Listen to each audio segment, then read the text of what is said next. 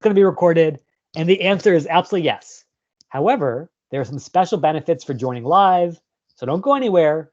You're going to get all those goodies just for being a live participant right now. Okay, I'm going to go ahead and share my screen with you.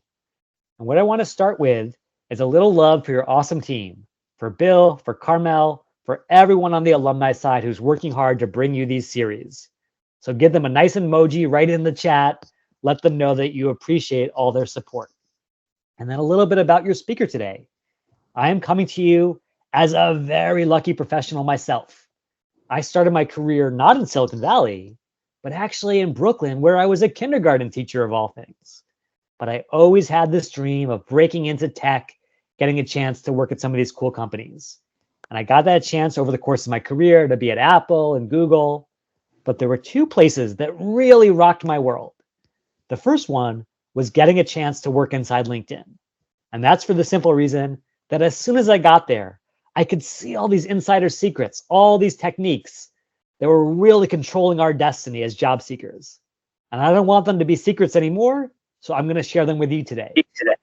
In addition, as the leader of the marketing team at Khan Academy, my boss, Sal Khan, came to me about 16 months ago and said, Jeremy, I just had a chat with Sam Altman over at OpenAI, and he showed me something that I think is going to change the future of our species. And I was like, come on, Sal. I know we're pretty gullible here in Silicon Valley, but this takes the cake. And then I used ChatGPT for myself for the first time, and I knew Sal was right. This was going to be big. So I've made it my mission over the past year to support amazing alums just like yourselves to use these tools to land the jobs that you love. And all I ask in return is 3 simple favors. Number 1, I would love to have you answer some pop quizzes right in the chat, so get ready for those. Number 2, I would especially love for you to volunteer for live role plays. And if you do, I will send you a free copy of my new ChatGPT for Careers book straight to Toronto or Brampton or Mississauga or wherever you might be.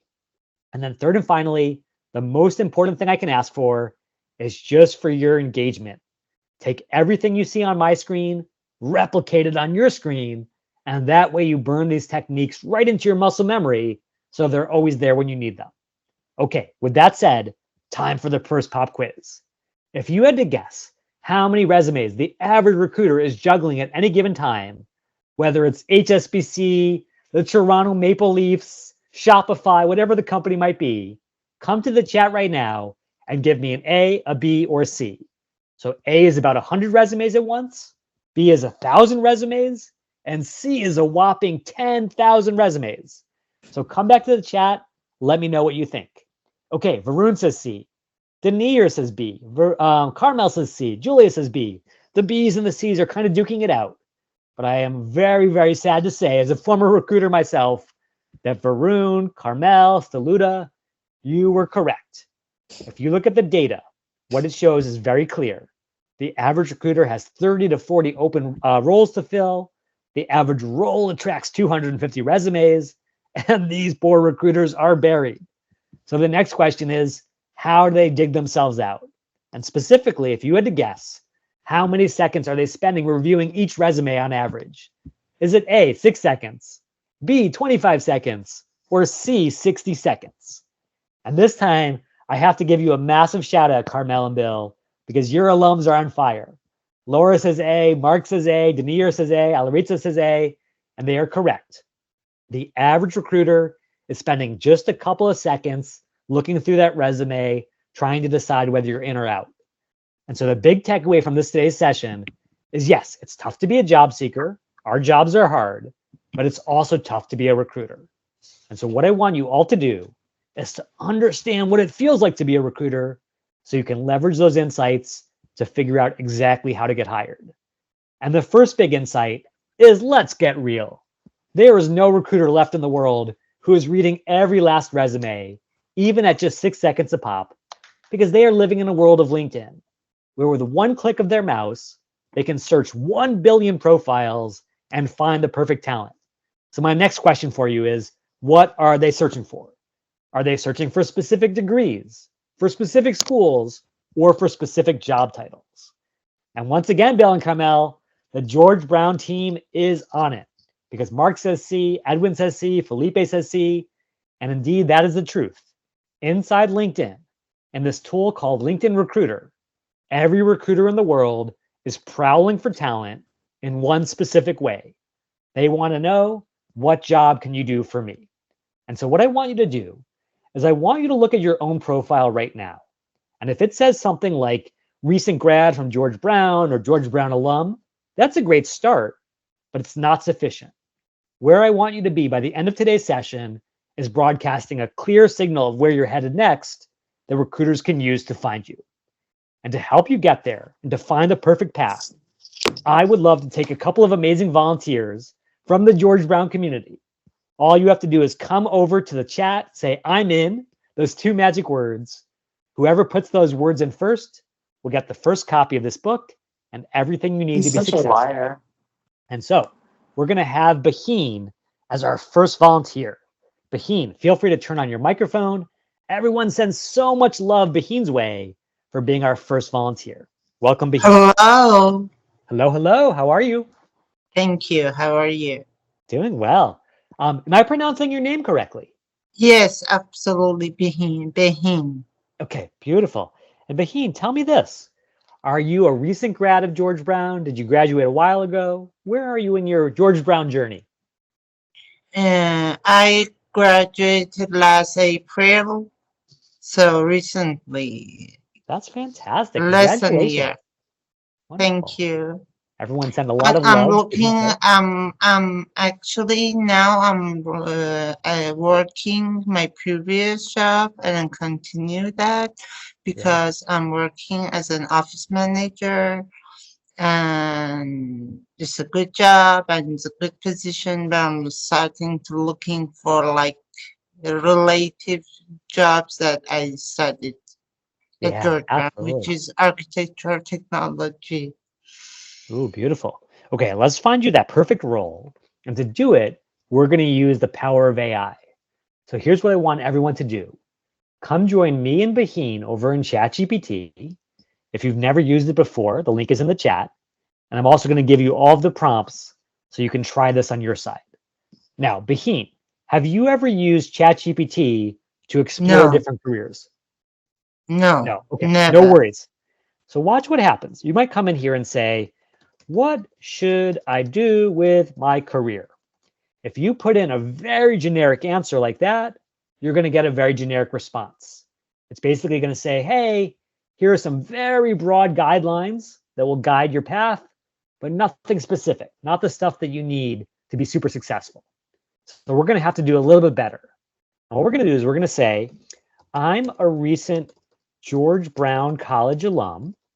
And what I want to know about you in particular, Baheen, is two things. Tell me what your skills are, some of the things you're really good at, and also tell me about your passions, what you love doing.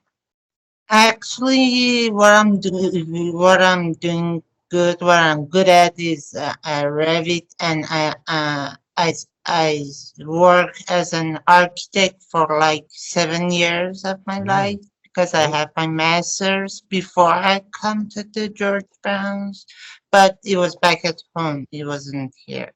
Okay. Unfortunately. No worries. Keep going. So you've been an architect. Tell me about some of your skills as an architect and tell me about your passions as well. I'm pretty good at landscape designing, and my passion is like, to be honest, is the sustainable design I love to it. the word. Okay, so now we've got this little background about you. And now we're going to ask for the next step, which is, what are 10 specific job titles that fit my skills and interests? And that way, we can focus on the same thing that recruiters focus on, which is what are the jobs you can do to be really effective and happy in your career. And as mentioned, I'm putting this prompt right in the chat. I would love every George Brown alum, try it yourself, add in your own details, see what you discover. Okay, tell me this, Baheen. Of all these different job titles that are showing up on the screen, are there any that are especially exciting for you? One is really exciting, and 2. Great. Okay, let me write down. And let me see. 6. Ooh, great. Yeah, 9 and 10. All right. So we'll take all of those on, and everyone be sure to root Baheen on in the chat. Send her a lot of love. And now tell me this, Baheen. For these jobs that you're interested in, what do you want to know about them? Do you want to know about the skills or the job requirements or the compensation? What would be useful? First of all, the job requirements. Second of the skills. Okay, what are the requirements and key skills? Okay, so we plug that in, and putting in this prompt is essentially like double clicking on those jobs, because now we're going to get a really deep dive into what it's Gonna like to be do the exciting. jobs and how you win these jobs. And so you can learn all about them, and everyone can try this on your own screens. But Baheen, let's go one step further. What if I could find you George Brown alumni in these fields who you could reach out to and talk to? Would you be interested? Oh, that's amazing. I will All love right, that. let's do it. So check this out. We're going to come over here to LinkedIn. We're going to plug in George Brown College. And then once we have that, we're going to come to a specific part of this page called the Alumni Tool. Now, this is the product that my team worked on when I was at LinkedIn. And the reason I like it so much is it gives you free and easy access to hundreds of thousands of alumni. So what if we look? I didn't know that. Unfortunately, I didn't know about this Oh, page no of worries at George all. Brown. Yeah. Unfortunately, this is my apology. At LinkedIn, we have not done a very good job of making these things very visible. So we've got to do a better job getting that word out there. But at least everyone now has the link. It's right in the chat. And we're going to search for sustainable architects across this community. And sure enough, there are a lot of architects working for firms, working for the government. Let's find someone that we want to learn from who might be a really good fit for us. So let's go over here, and I'm going to go with Rami, who's an associate of architecture and design. Now, if we want to reach out to Rami to strike up a conversation, all we have to do is go to more and then connect and add a note. And I have a question for you, Baheen. If we want to make a really personalized note for Rami, which tool can we use to generate a really effective note? AI? Yeah, exactly. So watch this.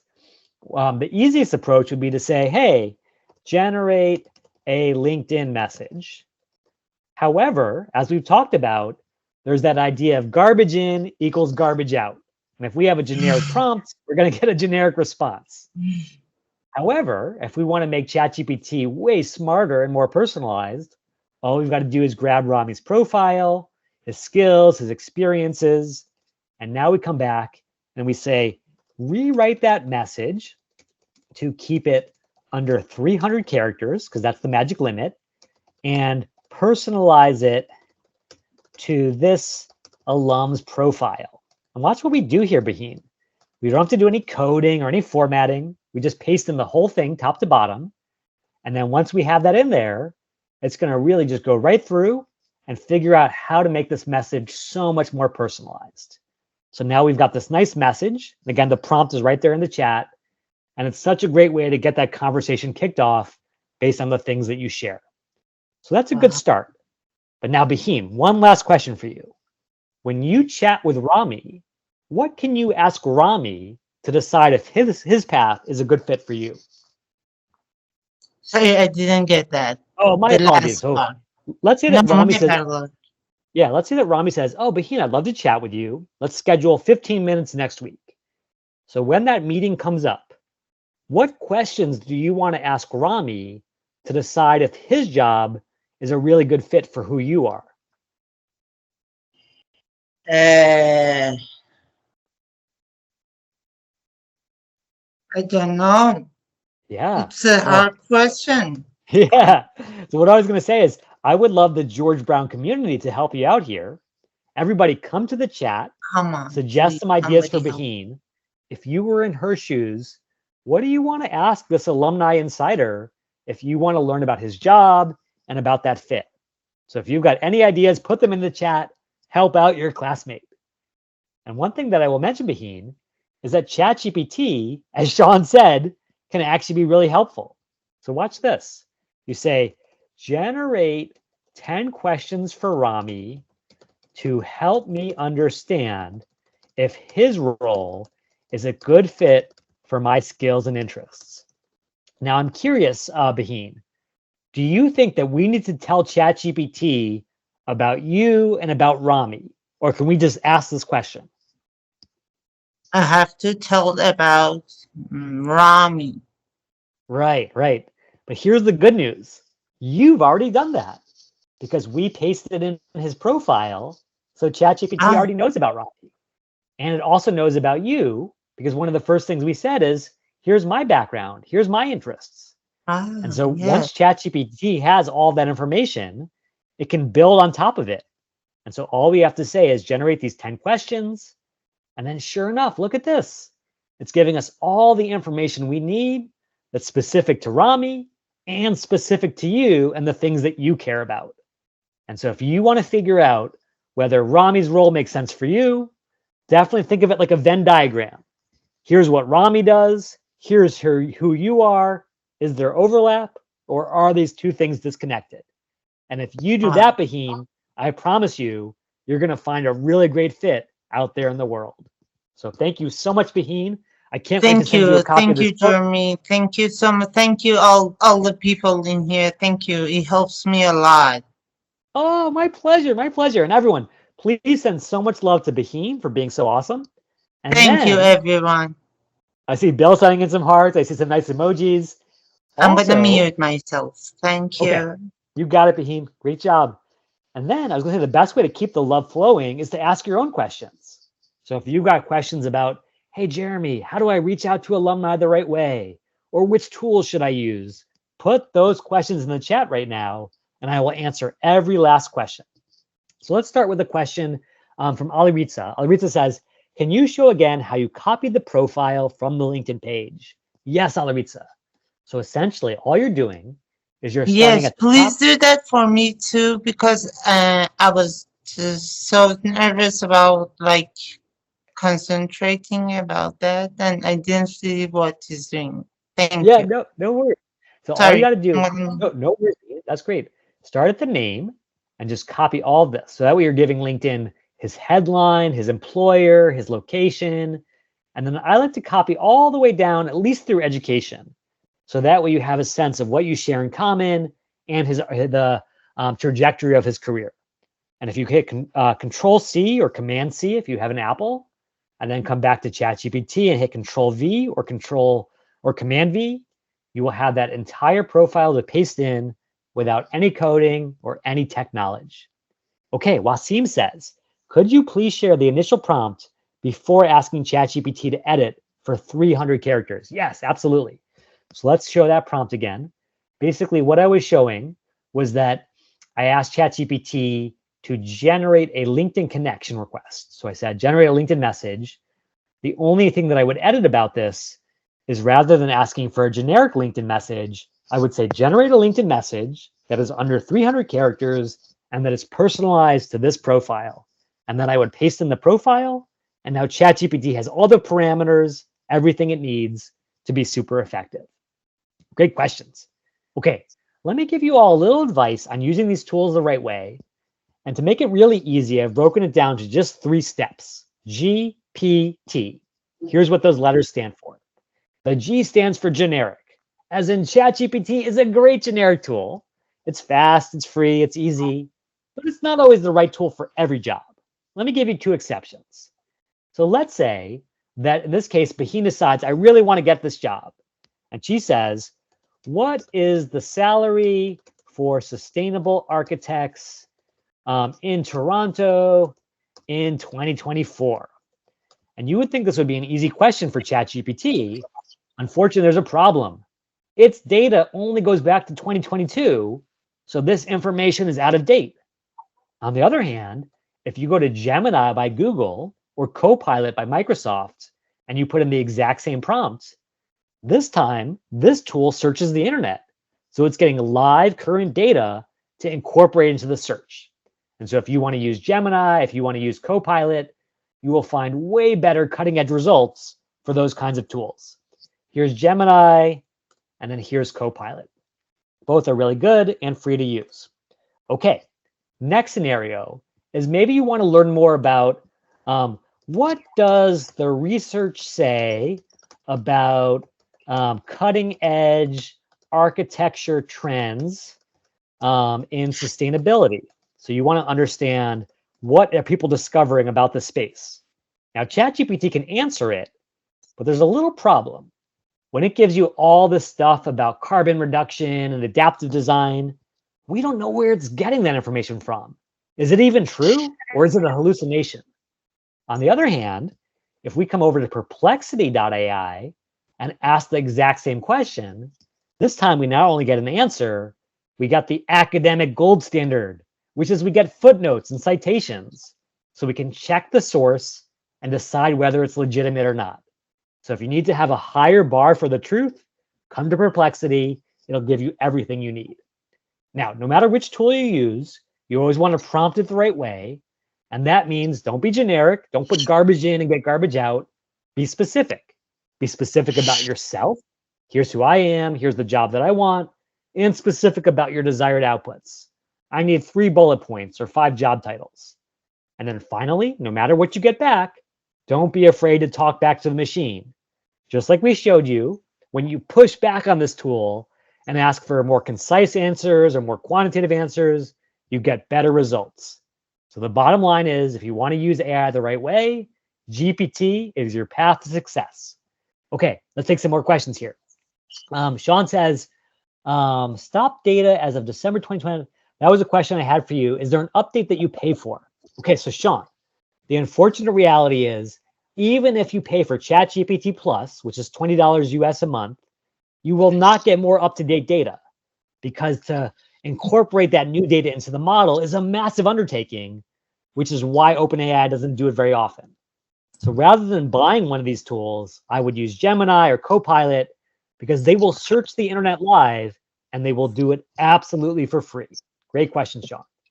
Okay, then there was a question from Marnouche, ChatGPT 4 updated like Gemini. Again, if you want that updated information, Gemini, Copilot are your best bets. Anne says, what if you're trying to reach out to people who attended another school? Did most schools have an alumni page like this?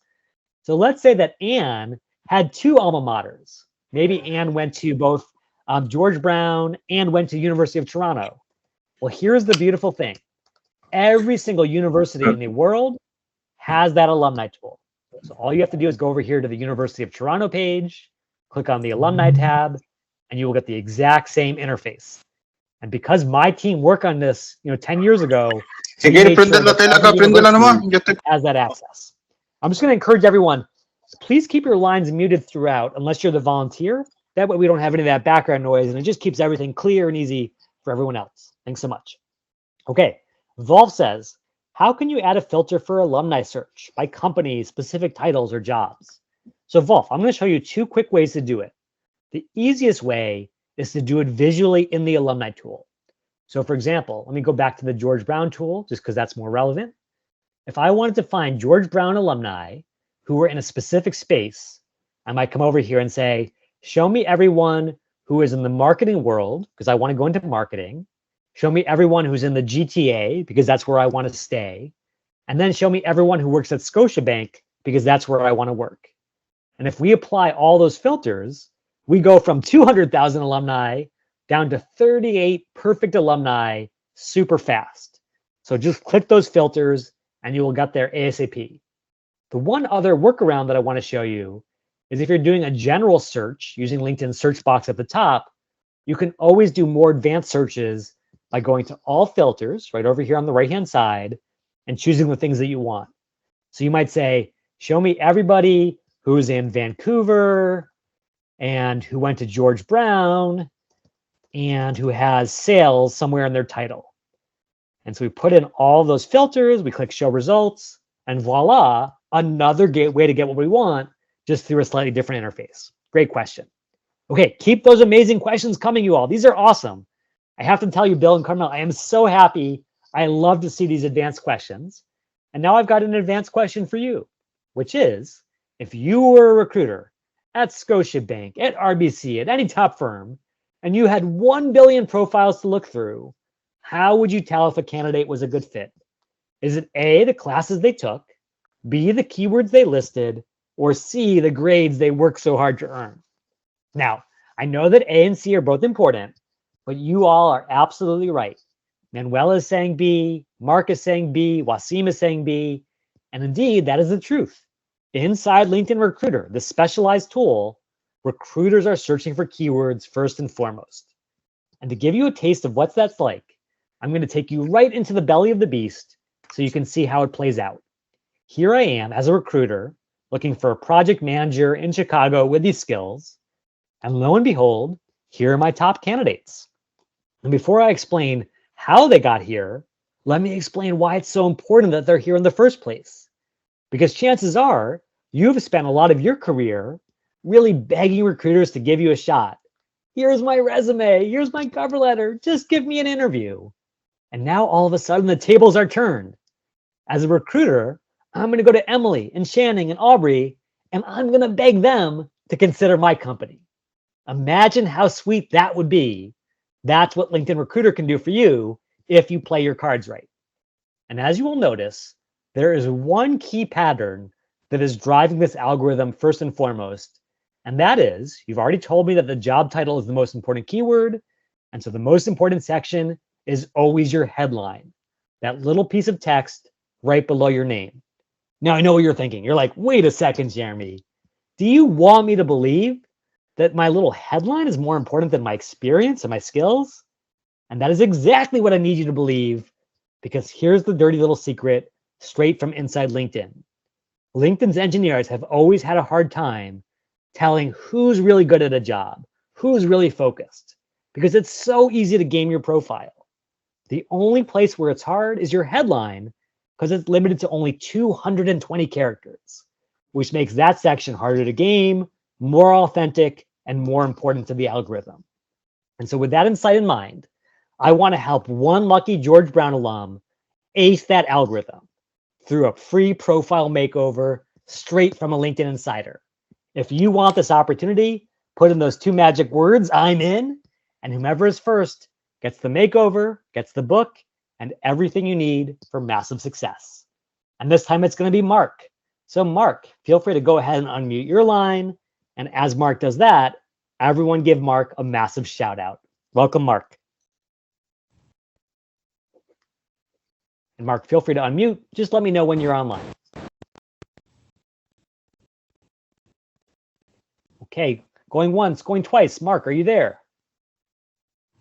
Mark may be having trouble with his voice. So that's no worries, no worries. We're going to go next to Alaritza. Alaritza, you were... Hi. Oh, Mark, are you there? No, I'm Alirza. Oh, okay, Alaritza. Great. Yeah. Thank you for joining, Alaritza. No and problem. Mark, I see that you had those audio issues. No worries. I'll come back to you for the next one if you can get those resolved. Okay, Alaritza, thank you for volunteering. Throw down the gauntlet for me, Alaritza. Tell me the name of a job title that you want to be found for on LinkedIn, and I'll help you get found. So I'm looking for a business analyst role, mostly in information systems field. And actually, do you want me to read my title? Or? No, not even yet. I want to take it step by step so everyone can see exactly how this works. And before we even touch your profile, Aritza, I want to make sure that we understand what it's like to be a recruiter, because again, that empathy is so critical. So everyone, go to LinkedIn and become your own headhunter. Search for the exact job title that you want to be found for, and then start to notice the patterns that are emerging. So Alaritza, tell me this. When you look at these top ranking profiles, what do Trinity and Anthony and Adrika and Mahir all have in common? Why are they at the top of my list? Business analyst in their title. Exactly, in their headline. Yeah. As a result, we can see right here that that headline is critical. So Alaritza, do you mind if I pull up your profile, not to criticize it, but to shower it with love? Sure. Okay, I love that. And again, everyone gives so much love to Alaritza for being such an awesome volunteer. It's one thing to raise your hand.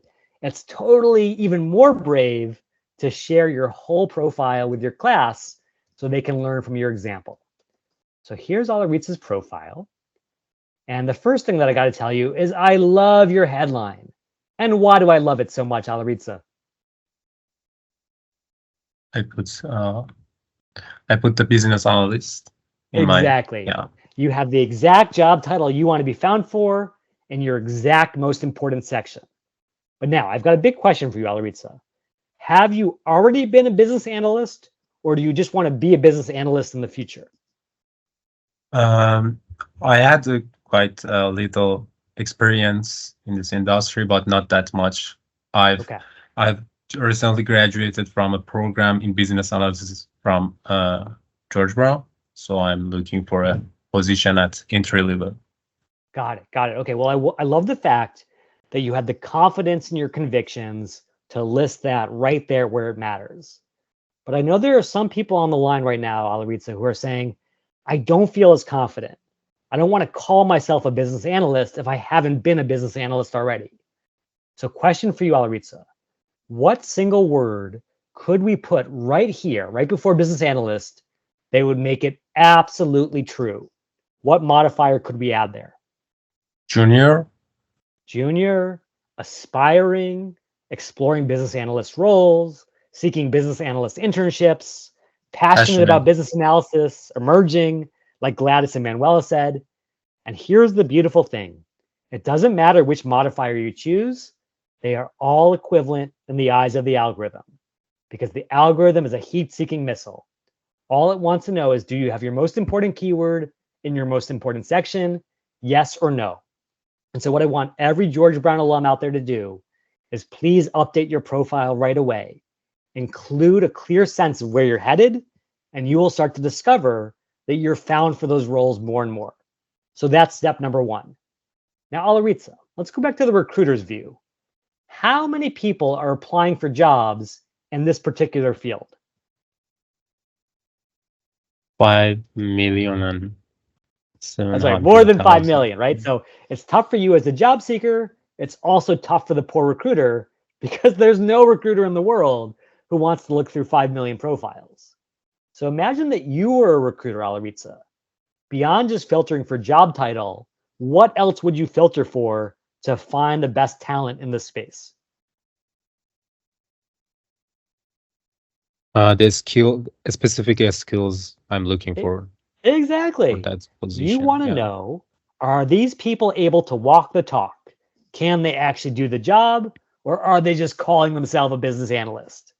So now, if you had to guess, Alaritza, what do you think are the 3 most important skills that recruiters are looking for in this space? For business analyst role? Yes. There is skills like technical skills like programming, language, such as SQL, Python, all that good stuff, right? And requirement gathering skills or elicitation and project management. Sounds good to me. And these stuffs, yeah. Okay, great. And I see that, Varun is saying SQL and Python, Mark is saying stakeholder management, Marinush is saying problem solving. By the way, I love that everyone is helping out your classmates. That is the George Brown spirit. Now, back to you, Alaritza. I will tell you that I don't know the exact skills that recruiters are searching for, but I do know one thing, which is that there is a place on LinkedIn where recruiters are giving you these skills every single day, so you don't have to guess what they are. Do you have any guesses, Alaritza, what that part of LinkedIn is where you get the exact keywords right from the source of truth? Skills? Skills, but skills where? Skills on profiles, skills on job descriptions. Check out what Sean said, what Meyer said, what Varun said. Jobs. Job descriptions, yes. Job description. So let's change from a people search to a job search. And what we're going to discover when we come over to these job descriptions is that sure enough, there are all these keywords that companies are hungry for, right? Excel, CSV, database management, SQL Server, VBA, et cetera, et cetera. So what if I could give you two kinds of X-ray vision? Number one, X-ray vision to see which keywords matter. And then number two, X-ray vision in terms of how you're doing on those keywords inside the LinkedIn algorithm. Would you be interested, Alarica? Number one, because I could put it in my resume or LinkedIn profile. Yeah, absolutely. So let's make it happen. So here's what I want everyone to do. I want you all to find a job that you like right now. Just look up the job description, copy the entire thing, and then come over to ChatGPT and start a new prompt. And this time I want you to say, what are the top 15 most important skill keywords in this JD? And again, we're just going to paste it in as is. And what I want everyone to find is that by just pasting in this prompt, you now have the ability to get an instant cheat sheet of the things that matter most. So here we go. Excel, CSV, SQL, applications, all that good stuff. That's step number one. Step number two is we want to see how Alarica is doing on those things. So we grab his profile, his skills, his experiences, all of his information, and we come back to ChatGPT and we ask the logical follow-up. Which of those keywords am I missing on my LinkedIn profile? Again, I paste it in. And again, I'm putting the prompt right in the chat. And what I discover this time is that Alarica is doing really well. He actually has a bunch of those. In fact, the only one that was missing was application administration. So you're doing great, Alarica. I love the fact that you're nailing so many of those keywords. But let's take application administration as an example. Have you ever done anything in this space? Have you ever worked with applications or rolled them out to organizations or anything like that? Honestly, not. Honestly, not. Okay. And that's totally fine. If you had, here's how I would tackle it. The first thing I want you to recognize is that when you look at your profile, if you ever feel stuck, all you have to do is come in and say, generate 3 bullets for my experience section to incorporate that keyword. And the incredible thing about ChatGPT compared to any other AI, compared to Alexa or Siri or any of these other things, is it is so creative. It comes up with these ways to incorporate things right into your resume or right into your profile. There's only one dark side. Alarica, if you were to copy this and paste it right into your LinkedIn profile or right into your resume without really paying attention, how could that hurt you someday? In the interview, if they ask me a question about this skill, for sure. Exactly. If you don't really have the skill and ChatGPT hallucinates an answer, it's going to be so awkward in the interview when you're trying to explain something that you haven't really done. So I think the first sort of a dark side or rule of minimizing the dark side is, yes, use these tools, but use them the right way. Make sure that every word, every character, every pixel is fairly and accurately representing what you've really done, not just a hallucination. That's number one. Number two is, I'm going to let you in on a little secret, Alarica. It turns out that when these algorithms scan for keywords, they're not just looking for a binary match, they're looking for keyword density. In other words, the more times you list SQL, the more power you get in your match score. Why do you think that is the case, Alarica? So how repetitive that person used that skill in their experience is matter to them. Yeah, it matters to the recruiters because it's a proxy for depth of expertise. If someone lists SQL once, maybe they took a little class online. If they list SQL 7 times, chances are they're pretty darn good at it. So Alarica, in addition to your experience section, where else could you list the keyword SQL or the keyword Python throughout your LinkedIn profile? Where else matters?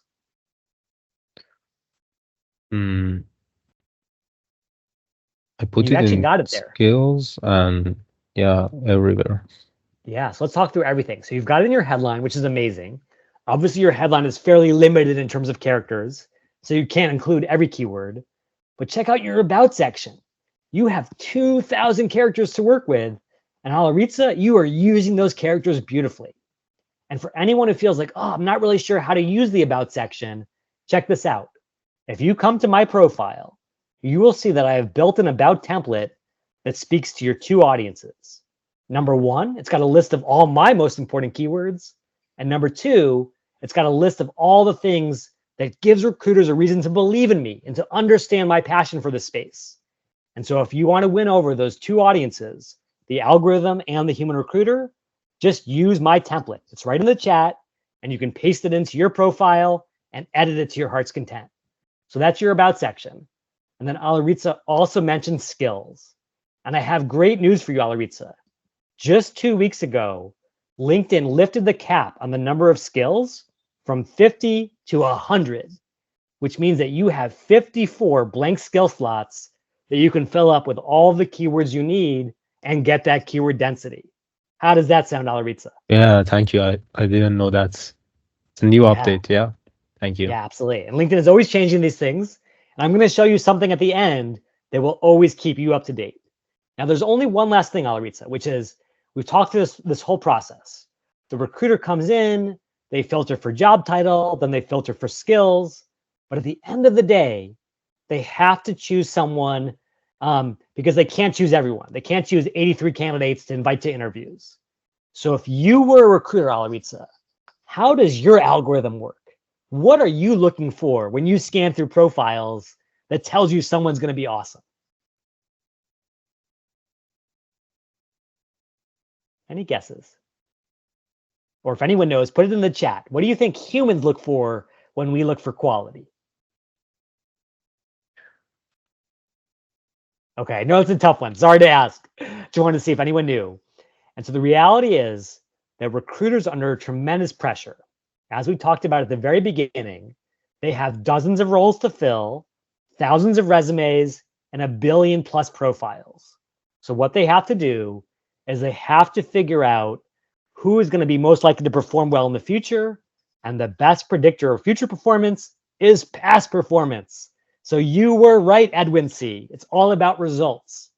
In eye tracking studies at LinkedIn, we see over and over that recruiters are looking for that quantitative impact to see if you've delivered results. And so what you can do with ChatGPT is you can say, rewrite those bullets to include more quantitative impact. And the amazing thing about ChatGPT is it is so good at these things, figuring out ways to talk about increased efficiency, increased user satisfaction, decreased cost, all the ways to quantify your impact and win over the human algorithm. And again, the same caveats apply. You've got to be careful. You've got to make sure it's accurate. But this is a good way to get unstuck if you're facing LinkedIn profile writer's block. Okay, I have to tell you, I am so impressed by your profile, Alaritza. It's one of the best profiles I've ever seen out of 1,000 webinars like this. Thank you are in so such much. good shape. And I can't wait for you to go out there and make George Brown proud, okay?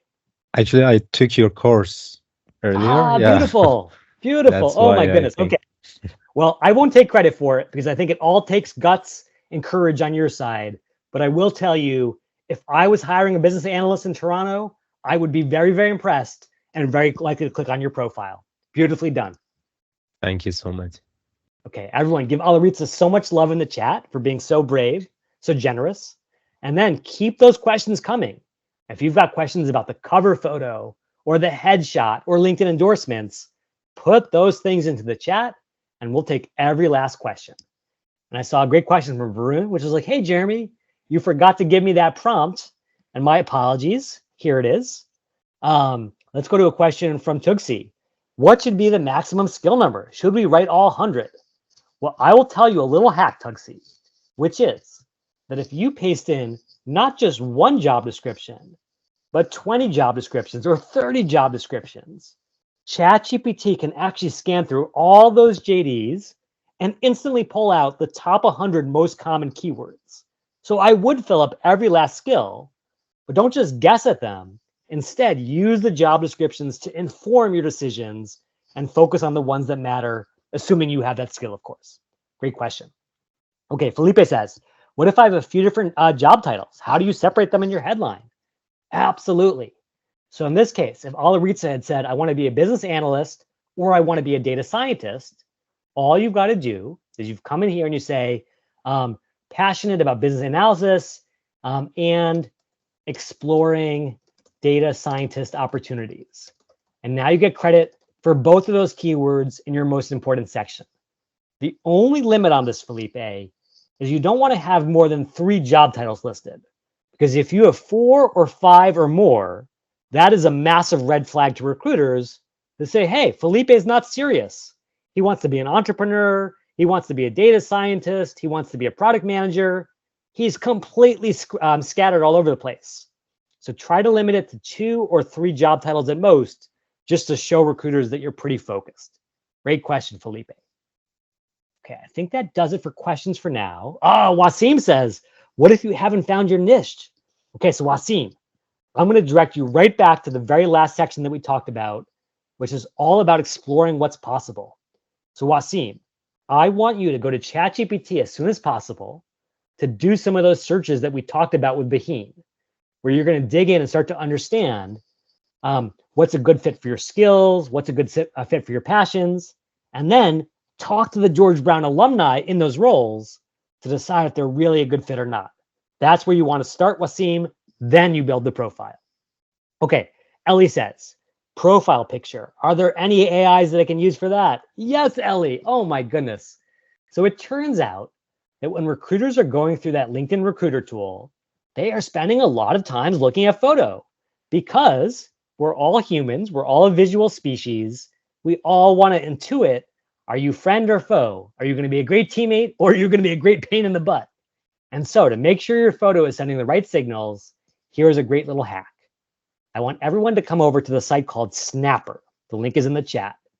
And what Snapper will do for you is it will leverage the power of AI and the power of sociological research to help you identify what you need to work on in your photo. And so what it's going to look for are the signals that are being sent by your smile, your composition, your framing. In other words, are you coming across as friendly and collaborative or standoffish or hard to read? And if you can use this tool, you can make sure that your photo is sending all the right signals and none of the wrong ones. Great question, Ellie.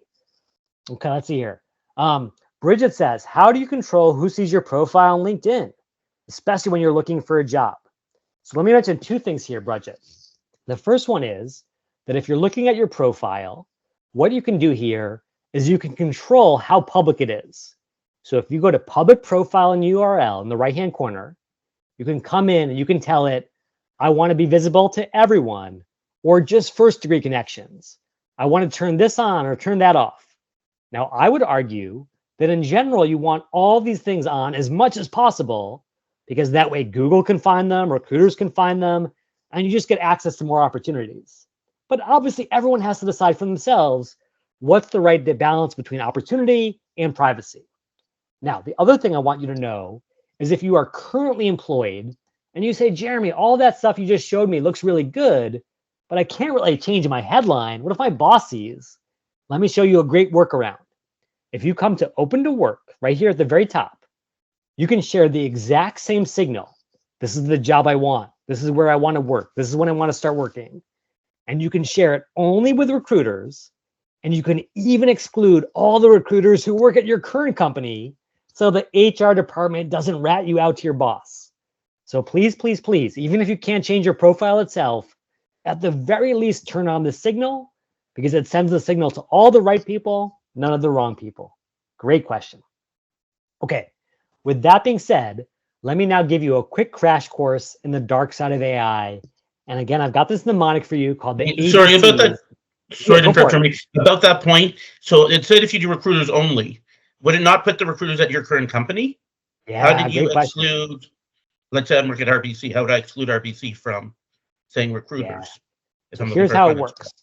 So basically what they will do is for every single recruiter at RBC, and I guarantee you they're all in LinkedIn Recruiter because this is like the gold standard tool, it will automatically filter you out. So if the recruiter is at RBC, they will not be able to see your signal. Now, I know savvy listeners out there will say, hey, what about, third-party headhunters? What if someone outside my company uses this tool and then they tell my boss about me? Well, here's the reality.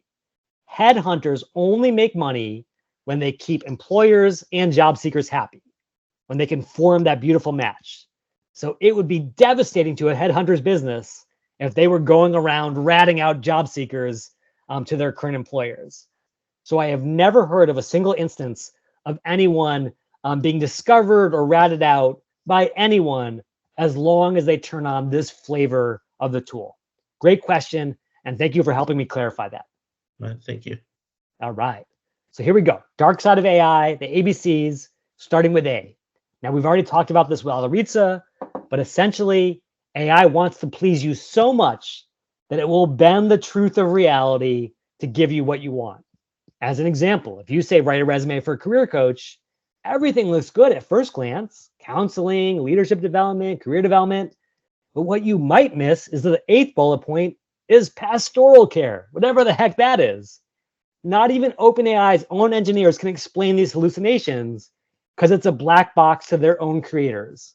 So bottom line, feel free to use these tools. They're going to be really powerful, but use them carefully and make sure everything is accurate.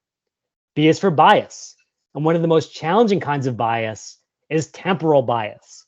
The fact that we might be using out-of-date information that actually hurts us in the interview process. As an example, imagine that you have an interview at Google tomorrow, and as a savvy George Brown alum, you generate a SWOT analysis, which stands for strengths, weaknesses, opportunities, and threats. ChatGPT is happy to oblige, and it gives you this nice list of threats.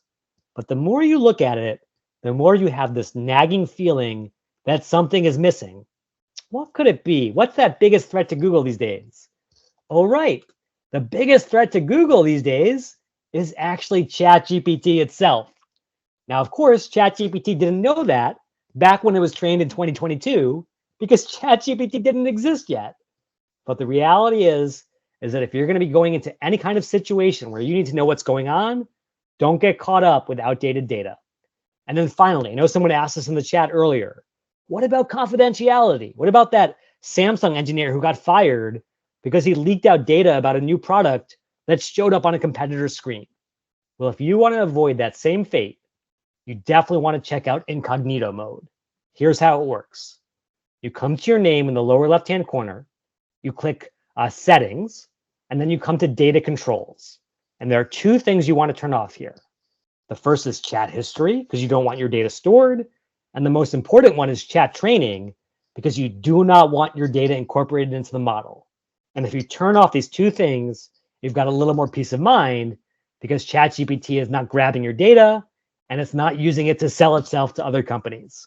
So bottom line, turn on incognito mode whenever you've got very confidential data or personally identifiable information. Okay, I've got one last question for you, and then we're going to wrap it up for tonight.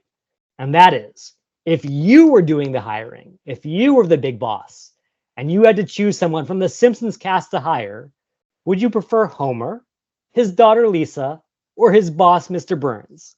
I know this is kind of a silly one to end on, but you're going to see where I'm headed with this in a second. So Manuela says B, Mark says B, Sean says B, Brudget says B. And here's the funny thing.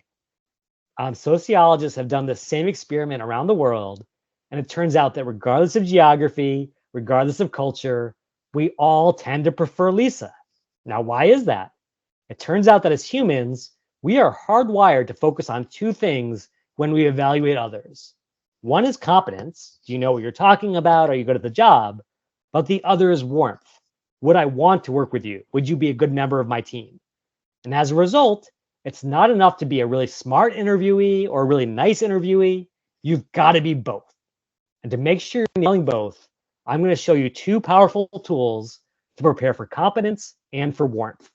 And so all I need is one last volunteer to come right to the chat as fast as possible and say, I'm in. And whomever is first gets the final copy of this book and everything they need to crush their final interview. Okay, Himanshu, you were first this time. Feel free to go ahead and unmute your line, and everyone blow it up with love for Himanshu Bisht. Welcome, Himanshu. Hi, sir. Good evening. Good evening. Good evening. Himanshu, I don't want you to go easy on me. Tell me the name of a company you might want to work for someday that has a very hard interview process. So I want to work for the Royal York Properties. Ooh, Because I'm beautiful. chef, so I want to Oh, work for Fairmont, Alberta, Calgary, especially. So oh my goodness. Okay, well, make me a promise, Himanshu. If I can get you a job at the Royal York, will you make me dinner someday once you're like the head chef? for sure, for Okay, your whole wonderful, family. wonderful. I remember staying at the Royal York in Toronto. I was just amazed by it. So I know it's a very Currently I'm prestigious working organization. for currently I'm working for Last Legs. There's the French restaurant Okay. at the Wellington Street, and another one is the fine dining restaurant that Buka. That's a Ah, Michelin Guide restaurant. oh my goodness. Okay, you're making my mouth water just thinking about it. All right, so here we go. We're going to break down these interviews into two things, which is the competence and the warmth. So if you wanted to figure out the kinds of questions they might ask you in these interviews, where would you go looking for those questions, Himanshu? Okay, the weakness one. What's your greatest weakness? Yeah, greatest weakness, greatest strength. And like Wasim said and Sean Yes. said, ChatGPT can help. So let's do this.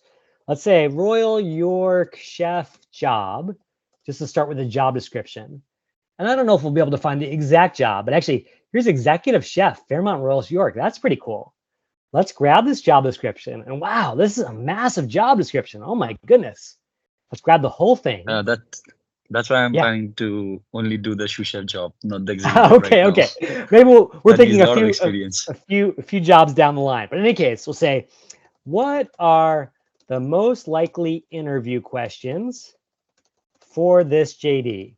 And even though the whole thing is this massive wall of text, we have a beautiful AI that can quickly read through the whole thing and figure out what's most important. Tell us about your experience with food costs, waste control, culinary trends, food preparation, all the stuff that matters. Now, one of the things that you're going to get in pretty much any interview is what's called a behavioral question. Tell us about a time you did this. Give us an example of a time you did that. When you face questions like that, Himanshu, is there a certain framework you like to use to stay organized and to stay very logical? Stay organized. Yeah, and so I will just mention it. Maybe you learned this at George Brown.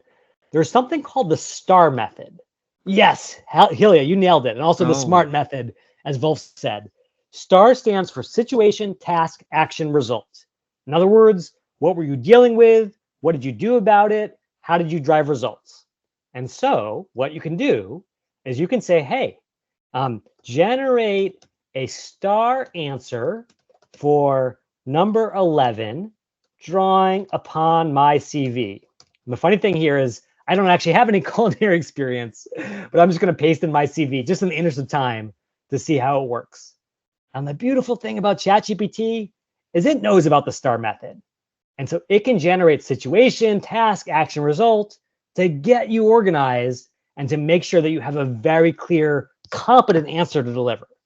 So I would argue that this is actually the easiest part of the process. You want to share your answer and you're going to be off to the races. However, the much harder thing is coming across as warm when you feel so cold and so nervous. So I have a question for you, Himanshu. How do you feel warm and charismatic when you are going into an interview that is so anxiety provoking? in terms of the warmth in the competitions, Yeah, competence, how do you prepare for that? like formally dressed and then being very confident and Yeah, always smiling. Yeah. keeping eye contact, smiling, says Helia, Yes. all those things. Yeah, absolutely. Now, what if I told you that the world's top performers, chess grandmasters, prima ballerinas, World Cup football players, all prepare the same way for the biggest moments? They prepare through a method called deliberate practice. And what this is practice that has very specific feedback attached to it. So it's not just like, hey, Himanshu, be warmer, be more confident, but they actually give you the specific feedback on what you must focus on. Would that be useful as you get ready for prime time, Himanshu? Yeah. Okay. It turns out that you have deliberate feedback at your fingertips through LinkedIn. if you come to the job section and then you come to interview prep, you will find a tool that gives you really awesome interview simulation as much as you want with automatic feedback. So for example, you were worried about those weakness questions. Well, what you can do is you can practice those questions and you can get 2 powerful gifts. Gift number 1 is the gift of self-awareness. Just like professional athletes record their practice so they can review their mechanics, we've got to get out of our own heads and see what it's like to be the person on the other side of the room. And you only get that by getting that recording.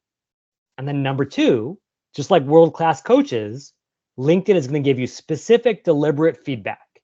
Here are the things that I need to work on: my pacing, the variation of my pitch, the filler words that are distracting people when they give them my answer. And then on top of that, I can take my answer, I can share it with our amazing team at George Brown. I could even share it with a George Brown alum at the Royal York to get their insider feedback. How does that sound, Himanshu? Oh, that sounds amazing. I didn't know that we have this feature here also.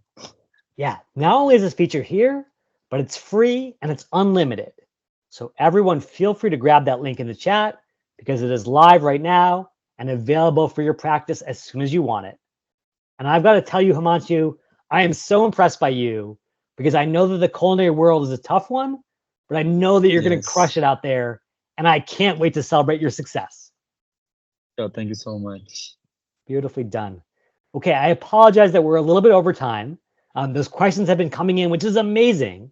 I want to offer one last chance to ask any questions you have. Questions about LinkedIn, AI, or anything else. And then if you can stay for just one more minute, I'm going to shower you with a lot of goodies, courtesy of Bill and Carmel. So put in those final questions. And I will just remind you that when it comes to building a great career, you don't have to worry about everything under the sun, just the 3 things that matter most. Always start with the North Star by talking to ChatGPT, talking to alums. Then once you know where you belong, don't keep it locked away in your head. Translate it into keywords to make sure that you get found by recruiters where they're searching. And then when you get those interviews, don't walk in just focusing on your answers. Focus on your warmth as well, using the tools we discussed. And to get you all the way to the promised land, I have some bonus goodies. Number 1, I would love to connect with everyone who volunteered today. If you want a copy of the book, be sure to connect with me, send me a message, and I will send out that book right away. And for everyone else, feel free to follow me or connect with me. Just send me a personalized note because those are the only connections I accept. Number 2 is, if you did not win a free print copy of the book, fear not, you can actually get a free digital copy. Here's how you do it.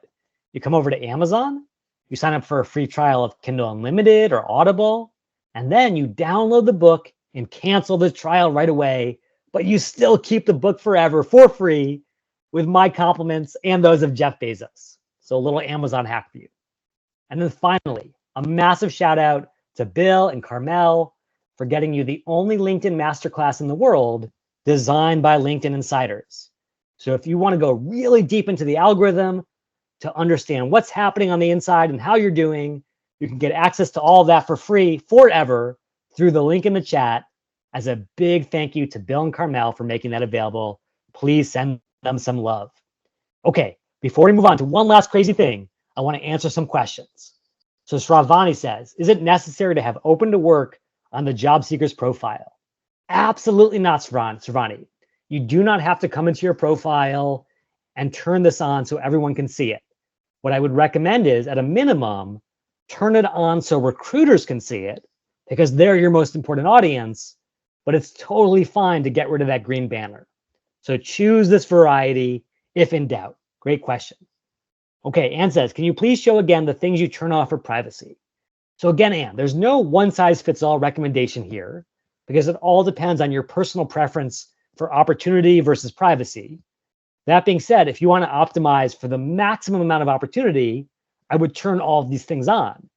If there's something that feels a little too confidential or a little too private, you can turn off specific aspects of your profile, or you can lock it down to fewer people. It's totally up to you. No right answer, just the one that's right for your own sort of desires. Abhi says, what's the book you were talking about? That's the book on Amazon, Abhi. It basically walks you through everything we covered on AI today, plus about 100 other hacks that we didn't have time to cover. And it's a great way to figure that out all for free. Okay, Janice says, how do you make use of LinkedIn Premium membership if you're paying for that? Well, the first thing I want to say, Janice, is you don't have to pay for it.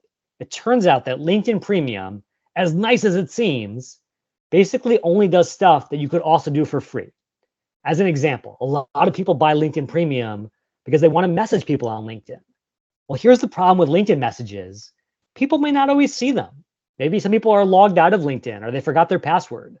On the other hand, every single professional in the world is in their work email all the time, as we all know. So if you come over to another tool called Hunter, the link is in the chat, and say, hey, I want to get a job at LinkedIn itself. I want to go work there. What Hunter will do is it will search the internet and figure out that the most common email pattern is first name, first initial, full last name at linkedin.com. And now I have a great way to get in touch with everyone in their actual inbox without paying LinkedIn a cent. So definitely, if you're not buying LinkedIn Premium already, no need to go out and buy it because there are lots of other workarounds. Great question. Okay, I know I'm way over time, so my apologies. I do want to share one last crazy thing, which is back in the summer of 2011, I was an intern at Apple during Apple's big developer conference that year. And it turns out that that was also Steve Jobs' final keynote ever because he was dying of pancreatic cancer at the time. But even though he was already sick, I will never forget that day in July when he got there on the stage and he showed off all these cool things, including this one last slide with just 3 words: one more thing. And on that morning in July of 2011, Steve introduced the world to Siri for the very first time. Now, I know that Siri is not looking too hot by comparison with ChatGPT these days, but I still believe there is a direct line between the world that Steve ushered in that morning and the world we live in right now. So in honor of Steve, in honor of Siri, I've got one more thing for you, and I call it Profile Bot 4K. Now, here's the real deal. LinkedIn is critical, but it's also a pain in the butt sometimes. It's complicated. It's not always clear what to do. I don't want anything standing in your way as you go out there and try to get access to massive opportunities. So what Profile Bot will do for you is if you come in here and say, I want to be a product manager or I want to be an accountant, and here's my background, even though I don't have experience in that space, this tool will think about what matters to LinkedIn, what matters to the algorithm, what matters to recruiters, and it will generate custom recommendations for every part of your profile that matters, from your cover photo all the way down to your experience section, and even some posts you can make. And this tool is yours free forever through the link in the chat, because I want all of you to live out Steve's final words for us, which is, hey, I know AI is a little scary. I know LinkedIn is a little annoying, but the reality is we are living in a moment of unparalleled opportunity. There has never been a time in our history when an individual job seeker could do so much right from the comfort of their computer. So please take these tools, take your amazing George Brown education, take the incredible team that you have at George Brown with Bill and Carmel, and go out there and make a big dent in the universe that would make Steve proud. Thank you all so much for amazing participation today. You are one of my favorite audiences of all time, and I cannot wait to cheer you on and celebrate your success on LinkedIn and beyond. And yes, exactly like Bill said, I would love your feedback in that SurveyMonkey survey. That would be massively helpful. Thank you so much. And here's wishing you all a beautiful evening. Cheers, everyone.